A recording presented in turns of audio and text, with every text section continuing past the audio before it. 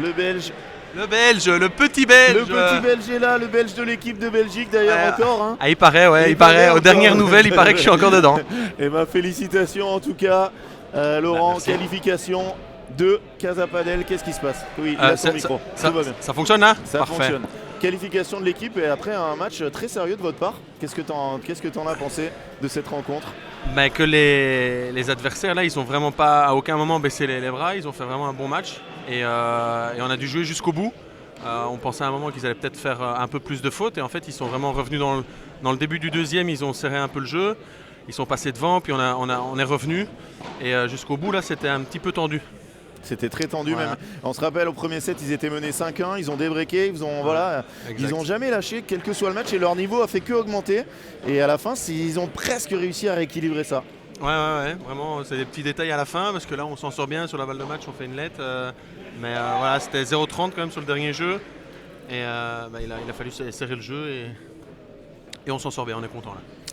Eh ben, on va avoir un petit mot de Javi. Javi, ¿cómo te sientes después de este partido? Bien, la verdad que ha sido duro, la verdad que la pista me gusta mucho, este club está muy bien, ya jugamos aquí hace 2 por equipos que jugamos aquí la clasificación y el club está muy bien, la pista genial, los rivales han sido bastante duros, sobre todo porque el jugador de derecha juega todo como cara o cruz, cuando le tiras el globo y es difícil de leerle a ver lo que va a hacer, lo que no, pero bueno, aquí con el compi belga que le pega todo muy bien y muy contentos y a por la siguiente ronda. Tú también pega muy bien.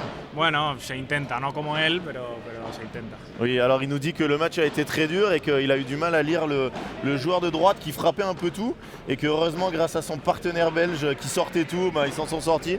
Mais lui aussi il sortait beaucoup les balles et c'est ce que je lui ai dit. Les deux ont été très forts en haut et ça a fait peut-être la différence. Alors vous avez eu, on va repasser le micro à Laurent. Vous avez eu je pense peut-être le pire tirage possible au premier tour, même sûrement, vu que c'était la tête de série numéro 9 et une équipe qui avait des grosses ambitions. Demain, vous allez jouer peut-être contre encore une très grosse équipe, peut-être Padel Touch, qui a été vice-champion de France l'année dernière. Alors, qu'est-ce que tu en penses? Alors moi, ce que j'en pense... non, je rigole. Non, mais écoute, moi je connais pas vraiment en fait les autres équipes. Je connais certains joueurs, comme des joueurs espagnols qui s'entraînent à Alicante et tout ça, mais là, pour être honnête avec toi, dans l'équipe de Padel Touch, je sais pas qui est vraiment dedans. Donc, Jérôme Ingerio, Luis Hernandez Quesada. Ah ouais, ok, voilà. Eux ils jouent bien. Faudra qu'ils jouent. Ils m'évitent en fait. mais je pense qu'ici, et c'est ça qui est une super expérience, c'est que le fait d'organiser ce championnat sur un week-end, que toutes les meilleures équipes de France viennent au même endroit, ça permet en fait d'avoir tous les jours des super matchs et qu'il n'y aura pas un match en fait où on peut jouer à moitié, quoi. Donc, et ça c'est top pour l'expérience, pour le jeu, pour la préparation pour le reste de l'année. Et donc voilà, c'est top. Et tu peux peut-être nous le dire, il n'y aura pas de match 3 apparemment, ou alors un match sans les équipes prévues. Il va y avoir, ça je suis pas au courant parce qu'ils sont en train de discuter, okay. Je pense, c'est ça qu'ils font. Après c'est voilà, ça a décidé comme on a la victoire. Je trouve qu'il faudrait quand même qu'ils jouent un petit peu. Comme ça ils prennent même s'ils font qu'une heure, ils peuvent très bien arrêter après une heure, mais au moins ils ont un peu de jeu ensemble. Mais effectivement si l'équipe adverse ne met pas Pablo Lijo et Antonio Luque, voilà, les deux nôtres vont peut-être pas, ça n'a pas beaucoup de sens pour forcément. Voilà. Donc voilà, donc ça on va le savoir bientôt, on va vous tenir au courant parce que vous voyez sur la piste d'ailleurs, vous l'avez ah non, vous l'avez plus, mais les joueurs sont en train de discuter.